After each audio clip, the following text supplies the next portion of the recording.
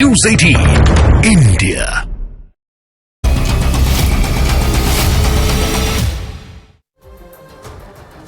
और बड़ी खबर पश्चिम बंगाल के संदेश खाली हिंसा मामले से जुड़ी हुई आपको बताएं, यहां पर इस पूरे मामले में बीजेपी लगातार ममता सरकार के ऊपर हमलावर दिखाई दे रही है। बंगाल बीजेपी के प्रदेश अध्यक्ष सुकांत मजूमदार के नेतृत्व में कार्यकर्ताओं और नेताओं ने देर रात बशीरहाट एसपी दफ्तर के बाद धरना दिया। यह अहम खबर इस वक्त की और इस दौरान पुलिस और बीजेपी नेताओं के बीच में धक्का मुक्की भी हुई। नोकझोंक की खबर है। काफी देर तक वहां पर हंगामा चलता रहा, जिसके बाद पुलिस ने सुकांत मजूमदार समेत बीजेपी के महिला कार्यकर्ताओं को हिरासत में ले लिया और कुछ ही घंटे के बाद रिहा भी उन्हें कर दिया गया। इसके बाद सुकांत मजूमदार ने पुलिस पर महिला कार्यकर्ताओं से बदसलूकी और अभद्रता का आरोप लगाया है। पुलिस की बर्बरतापूर्ण कार्रवाई के खिलाफ कोर्ट जाने की बात भी कह दी गई है। तो अहम खबर इस वक्त की आपको दिखा रहे हैं और ये देखिए, जिस वक्त धक्का मुक्की हुई, नोकझोंक हुई, ये वो तस्वीर भी आपके सामने है। बीजेपी का यह कहना है कि उनकी जो महिला कार्यकर्ता थी उसके साथ भी यहाँ पर गलत व्यवहार किया गया है। एसपी दफ्तर के बाहर धरना देने ये लोग पहुंचे हुए थे। बीजेपी प्रदेश अध्यक्ष सुकांत मजूमदार का ये बड़ा आरोप वहां की पुलिस के ऊपर कि कैसे जब नोकझोंक हुई, धक्का मुक्की हुई बीजेपी कार्यकर्ताओं और पुलिस के बीच में, तो उसके बाद जो वहां पर महिला कार्यकर्ता इकट्ठा हुई थी उन्हें भी हिरासत में लिया गया, उनके साथ मिसबिहेव किया गया। कुछ ही घंटे के बाद, हालांकि अपडेट आपको दे दें कि इन सभी लोगों को रिहा कर दिया गया।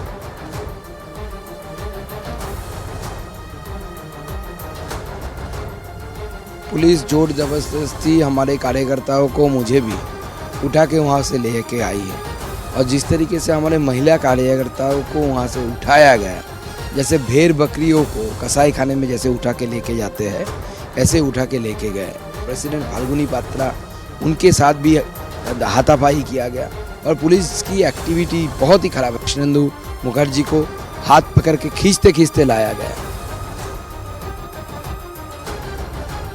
अब ये दो तस्वीर इस वक्त हम आपको दिखा रहे हैं किस तरह से पुलिस और बीजेपी कार्यकर्ताओं के बीच में नोकझोंक हुई। आप देखें, यहाँ पर अच्छी खासी झड़प की तस्वीर आपको दिखाई दे जाएगी।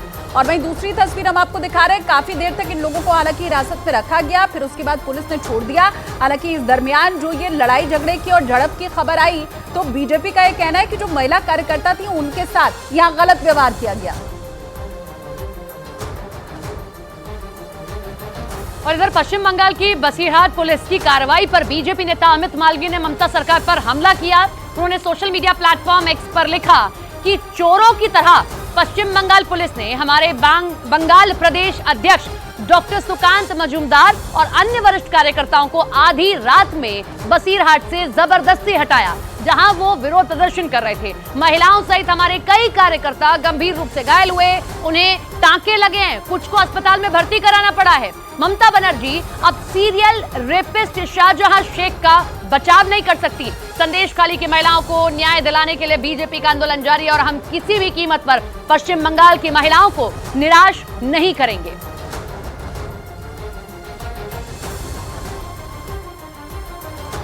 तो अमित मालवीय की ओर से ये सोशल मीडिया प्लेटफॉर्म एक्स पर पोस्ट किया गया और संदेश खाली में जिस तरीके से बीजेपी की ओर से प्रदर्शन किया जा रहा था, उसको लेकर ममता सरकार पर निशाना साधा। और इसके पहले पश्चिम बंगाल के उत्तर 24 परगना जिले में बीजेपी ने टीएमसी नेता शाहजहां शेख की गिरफ्तारी की मांग को लेकर जोरदार प्रदर्शन किया। इस दौरान प्रदर्शनकारी बीजेपी कार्यकर्ताओं ने पुलिस की बैरिकेडिंग को भी तोड़ दिया। इसके बाद प्रदर्शनकारियों और पुलिस वालों के बीच में हाथापाई हो गई। प्रदर्शन कर रहे कुछ महिलाएं भी पुलिस वालों से भिड़ती दिखाई दी। इसके बाद पुलिस ने प्रदर्शनकारियों को खदेड़ने के लिए लाठीचार्ज कर दिया। पुलिस के लाठीचार्ज करते ही अफरा तफरी का माहौल वहां पर हो गया, लेकिन पुलिस के लाठीचार्ज के बाद बीजेपी कार्यकर्ताओं का गुस्सा और बढ़ गया। बीजेपी के नेताओं ने अपने कार्यकर्ताओं पर लाठीचार्ज किए जाने के खिलाफ धरना प्रदर्शन शुरू कर दिया। उधर शुवेंदु अधिकारी ने बीजेपी कार्यकर्ताओं पर लाठीचार्ज के खिलाफ ममता बनर्जी सरकार पर हमला बोला। शुवेंदु अधिकारी ने कहा कि संदेश खाली की महिलाओं को इंसाफ नहीं मिलने तक बीजेपी का आंदोलन यूं ही जारी रहेगा। लोग का आदत ही है, हमारे एजिटेशन चलेगा और मेरा साथ पार्टी का प्रेसिडेंट का साथ और वहाँ का जो प्रभारी कृष्णेंदु जी का साथ थोड़ी देर पहले बात की।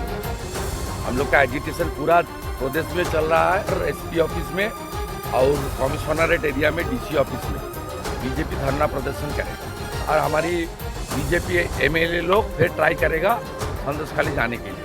144 नहीं है, रुकावट डालने का कोई मौका नहीं है। और वही संदेश खाली हिंसा और यौन उत्पीड़न मामले में बीजेपी और टीएमसी दोनों के नेताओं के बीच में जुबानी जंग तेज हो चुकी है। बीजेपी जहां ममता सरकार पर आरोपियों को बचाने का आरोप लगा रही है, तो वहीं टीएमसी बीजेपी पर माहौल खराब करने का आरोप लगा रही है।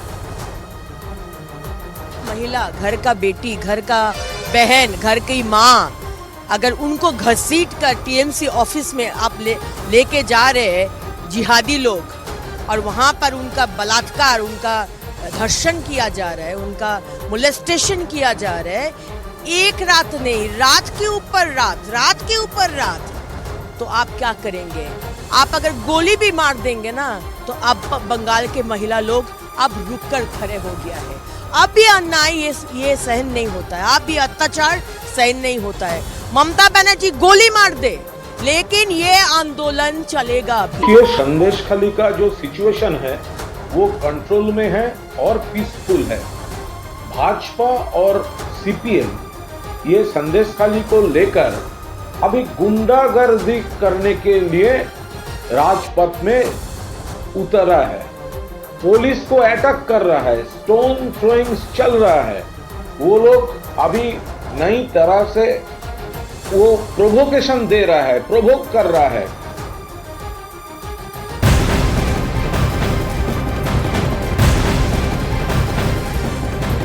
दिल्ली में मंगलवार को पश्चिम बंगाल के राज्यपाल सीवी आनंद बोस के काफिले से एक कार टकरा गई।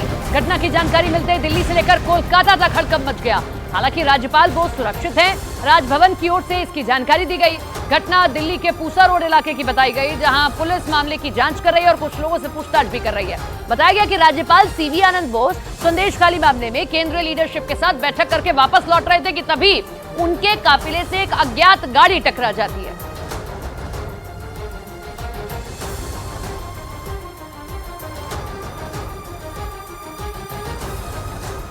और महाराष्ट्र के पूर्व मुख्यमंत्री अशोक चव्हाण ने कांग्रेस को छोड़ बीजेपी का दामन थाम लिया है। ये महाराष्ट्र कांग्रेस के लिए एक बहुत बड़ा झटका माना जा रहा है। अशोक चव्हाण कल बीजेपी में शामिल हो जाते हैं और आज वो राज्यसभा के लिए नामांकन करेंगे अपना दाखिल।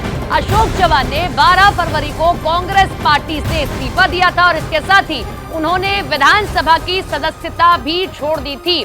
और कैसे एक एक कर जितनी भी विरोधी पार्टियां हैं महाराष्ट्र में, सभी को झटका लग रहा है। बीजेपी का कुंदा बढ़ रहा है। सरकार में लगातार जो विपक्षी पार्टियां हैं उनके बड़े चेहरे, प्रमुख चेहरे शामिल हो रहे हैं और अशोक चव्हाण का बीजेपी में